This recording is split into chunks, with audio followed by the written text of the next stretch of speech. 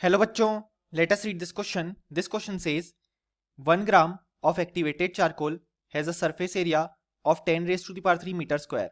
One molecule of NH3 having diameter 0.3 nanometer is supposed to be adsorbed on complete surface of charcoal, forming unilayer adsorption. The activated charcoal is brought in contact with 100 ml of 2 molar NH3 solution. The mass of NH4Cl formed after desorption of NH3 from activated charcoal surface on treatment with HCl gases. और हमारे options हैं option A 1.258 gram, option B 0.0335 gram, option C 0.0235 gram, option D 0.0135 gram. So इस question में हमारे पास एक paragraph given है जिसमें कहा गया है कि जो NH3 मॉलिक्यूल्स हैं वो एड्सॉर्ब हो रहे हैं on the complete surface of charcoal और एक यूनिलेयर एड्सॉर्प्शन फॉर्म हो रहा है. सो यहाँ पे हमारे पास देने क्वेश्चन कहा गया है कि जो मास ऑफ NH4Cl फॉर्म होगा after desorption of NH3 from activated charcoal surface on treatment with HCl gas वो कितना होगा. सो इस क्वेश्चन को सॉल्व करने के लिए हमें जो की कॉन्सेप्ट रिक्वायर्ड है वो है मोल कंसेप्ट.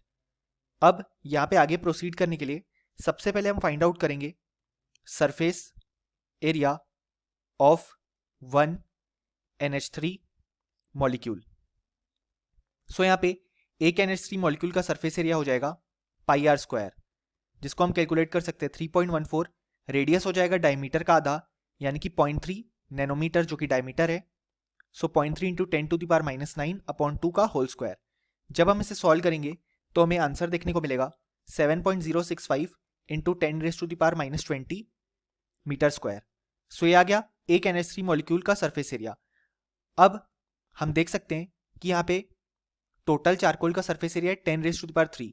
सो जो number of NH3 molecules adsorb हुए वो हो जाएंगे 10 to the power 3 total surface area upon 7.065 into 10 raise to the power -20, यानी कि ये हो जाएगा हमारे पास 1.415 into 10 raise to the power 22 molecules, यानी कि इतने NH3 मॉलिक्यूल्स एड्सॉर्ब हो रहे हैं. तो अब हम अगर यहाँ से कैलकुलेट करें मोल्स ऑफ NH3 एड्सॉर्ब यानी कि कितने मोल्स NH3 के एड्सॉर्ब हुए, वो हो जाएगा 1.415 into 10 to the power 22 upon 6.022 into 10 to the power 23, क्योंकि 1 मोल में Na यानी कि 6.022 into 10 to the power 23 quantities होती हैं. सो ये हो जाएगा हमारे पास 0.0235 मोल्स, यानी कि इतने मोल्स एड्सॉर्ब हो रहे हैं. अब हमसे क्वेश्चन ने कहा गया है कि NH4Cl का मास कितना फॉर्म होगा जब NH3 का डिसॉर्प्शन होता है using HCl gas.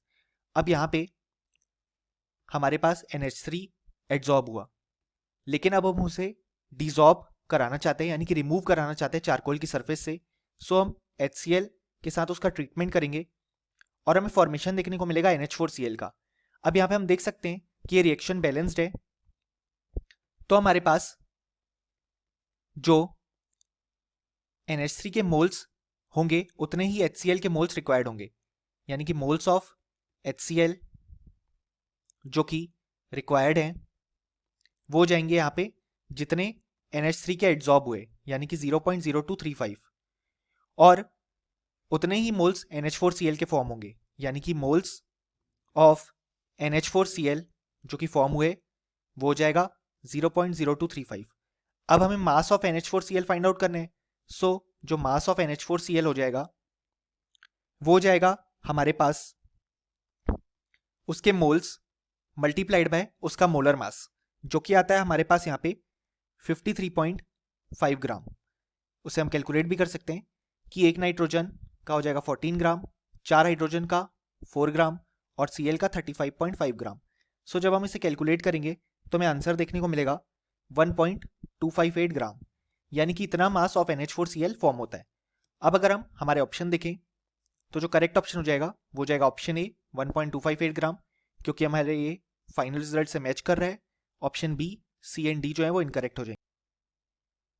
So finally हम ये बोल सकते हैं कि इस क्वेश्चन का हमारे पास जो करेक्ट आंसर आ गया वो आ गया option A. Hope you understood it well. Best of luck.